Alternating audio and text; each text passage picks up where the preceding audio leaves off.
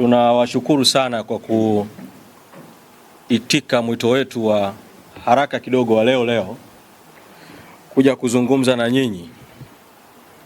Ni kwa mara ya kwanza toka zuio la mahakama la tarehe 10 mwezi Juni mwaka 2025, ni kwa mara ya kwanza ukumbi huu unafunguliwa mlango rasmi na mkutano na waandishi wa habari unafanyika, zikiwa zimepita siku 310 makao makuu ya chama yakiwa yamefungwa, pamoja na kuwa amri iliyotolewa tuliiona kuwa ni haramu, pamoja na kuwa amri ile haikuhusu viongozi wote, lakini watawala dhalimu wakaitafsiri kwamba inahusu viongozi wote wa Chadema. Pamoja na kuwa amri hiyo miezi 6 ya ukomo wake ilifika tarehe 10 mwezi Disemba mwaka 2025, lakini watawala batili wakaendelea kutumia vyombo vyao kusimamia amri isiyokuwa halali. Sisi kama chama cha demokrasia na chama kinachoheshimu vile vile utawala wa sheria, hatukutaka kuwapa watawala dhalimu na haramu visingizio, na tukawa tumefunga makao makuu ya chama kwa shughuli za kiutendaji za makao makuu ya chama. Kwa nafasi yangu ya mtendaji mkuu wa chama, nitangaze kwamba ofisi za makao makuu ya chama kuanzia leo zimefunguliwa tena rasmi, na kazi hapa makao makuu zitaendelea kama kawaida. Hivyo viongozi tulikuwa tunawahimiza mara kwa mara viongozi wetu wa chama maeneo mbalimbali ya nchi, kutokana na tafsiri hiyo ya hukumu ya mahakama, kuendelea kuzifungua ofisi za chama, kuendelea kufanya kazi za chama katika maeneo yao kutokana na tafsiri yetu juu ya mawanda na mipaka ya hukumu hile. Lakini bado vyombo vya dola vikawa vinatumika katika kesi ya kiraia ambayo polisi hawakupaswa kuhusika nayo kabisa, kuzuia ofisi za chama kutumika. Hivyo sasa ofisi za chama nchi nzima ambazo zilikuwa bado hazijafunguliwa zifunguliwe rasmi, na kazi za chama za kiofisi ziendelee nchi nzima. Na kwa kuwa chama hiki ngazi ya taifa hakiongozwi na katibu mkuu peke yake, katibu mkuu ni mtumishi tu akiongoza sekretarieti ya chama, lakini katibu mkuu juu yake wako viongozi wakuu wa chama wakiongozwa na mwenyekiti wa chama, mwenyekiti Tundu Lissu ambaye yuko gerezani. Nje ya mwenyekiti Tundu Lissu walioko nje ya gereza yuko makamu mwenyekiti bara Mheshimiwa John Heche, yuko makamu mwenyekiti Zanzibar Mheshimiwa Saidi Mzee. Viongozi hawa kwa umoja wao wanaiongoza kamati kuu ya chama, ambacho ndio chombo kinachosimamia secretariat ya chama, lakini ndio chombo ambacho vile vile kinafanya kazi kwa niaba ya baraza kuu na mkutano mkuu wa chama, kikisimama kwa niaba ya wanachama wa Chadema nchi nzima.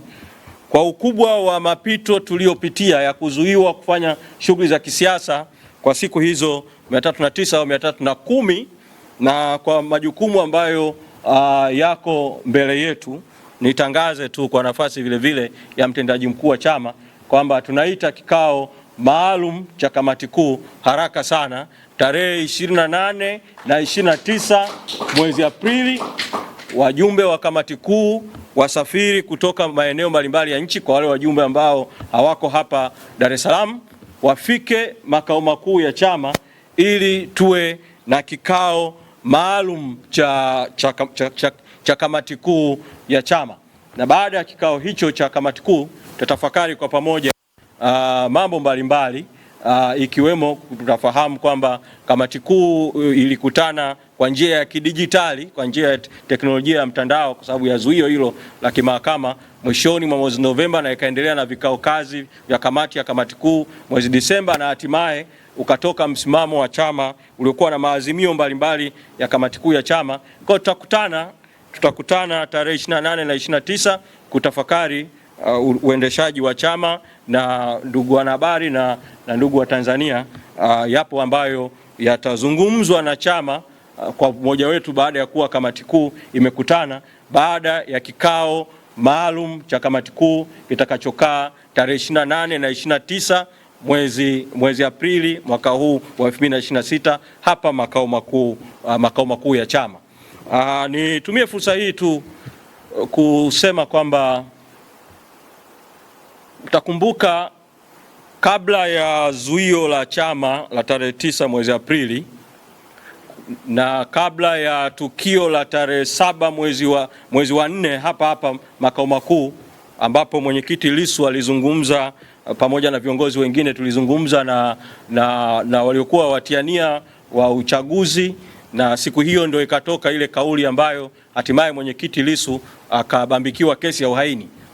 Kabla ya vikao hivyo na kabla ya matukio hayo, nilizungumza hapa mbele yenu waandishi wa habari, tukawaambia kwamba mara baada ya uchaguzi wa ndani wa chama uliofanyika ukumbi wa Mlimani City tarehe 21 mwezi Januari mwaka 2025, na mara baada ya Chadema kutangaza kuendelea kutekeleza azimio la no reforms no election, watawala waliamua kupanga mbinu haramu, mbinu dhalimu kudhibiti mapambano ambayo Chadema ilikuwa imeyatangaza wakati huo ya no reform no election.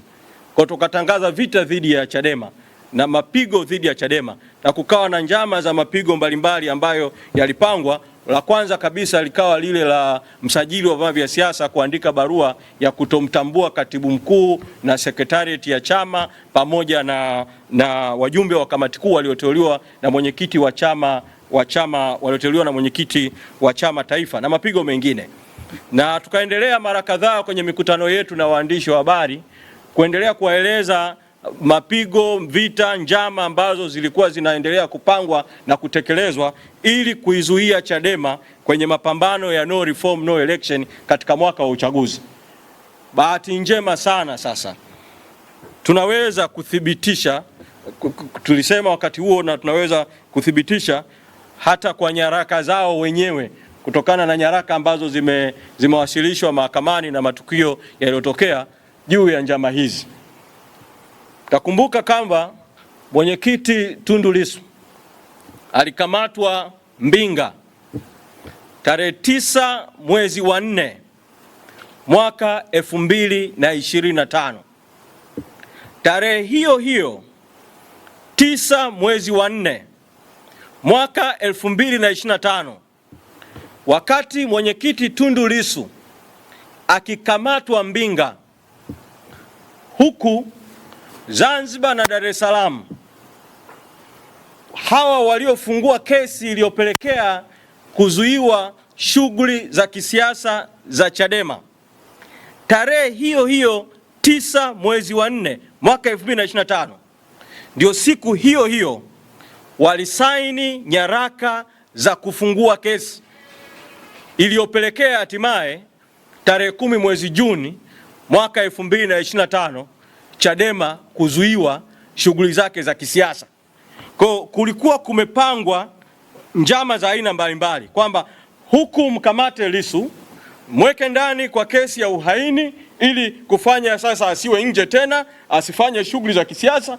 Wakati huo fungua kesi na omba katika kesi amri ya kuzuia shughuli zote za Chadema ili kuzuia shughuli za kisiasa.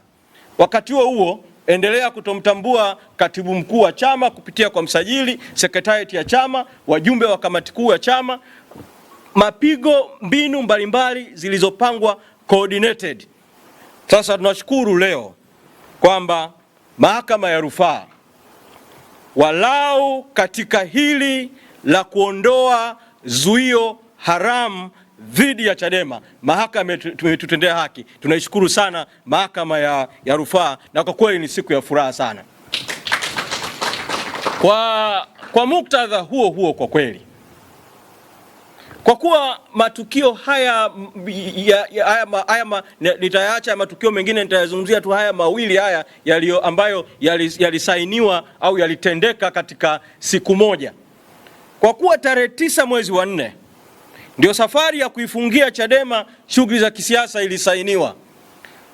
Tarehe 9 hiyo mwezi wa 4 safari ya kumfungia Tundu Lissu kwa kesi ya uhaini ndio ilianza kwa kumkamata Mbinga.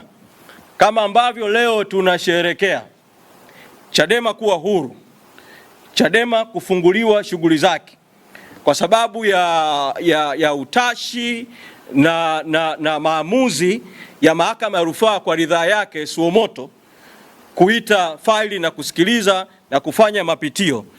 Hivyo bila kuingilia uhuru wa mahakama, na kwa heshima kubwa ni bombe Jaji Mkuu na watawala wengine wa mahakama kuharakisha kesi ya Mheshimiwa Lissu, mahakama ya rufaa iite hizo taratibu ambazo serikali iliamua kupanda juu kwenye mahakama ya rufaa kwa njia mbili tofauti, na Mheshimiwa Lissu naye akapanda kuomba mahakama isikilize swala lake kwa jambo la dharura.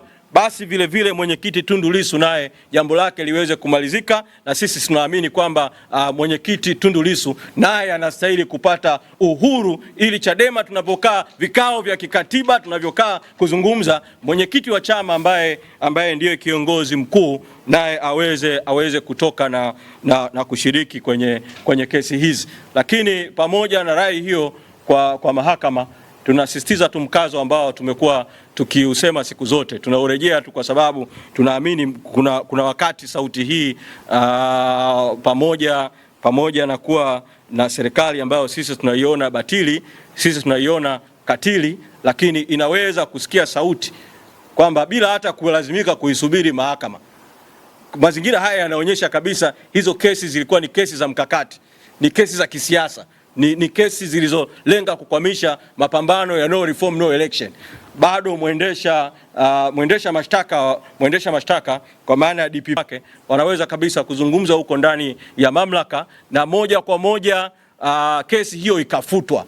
Kesi ikafutwa kabisa, mwenyekiti akawa huru na akaendelea na majukumu yake. Kwa hiyo haya mimi naamini yanaweza kufanyika wakati mambo mengine yakiendelea. Katika hatua hii walipotuzuia kwa mazuio hayo, walifanya mazuio mawili.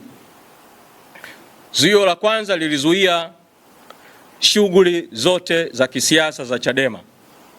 Kwa kuzuia shughuli za kisiasa za Chadema, maana wamezuia vikao vya kikatiba, wamezuia mikutano, lakini walizuia vile utekelezaji kabisa wa katiba ya Chadema. Kwa nafasi ya mtendaji mkuu niwahimize viongozi wa Chadema maeneo mbalimbali ya nchi kwa kufuata matakwa ya katiba ya chama, kama ambavyo ngazi ya taifa tumeita kikao maalum cha kamati kuu, basi ngazi zote za chama nazo zifanye vikao ili kutafakari mambo ya msingi na kwanza kutekeleza matakwa ya katiba ya chama na kuendelea kufanya uendeshaji wa chama.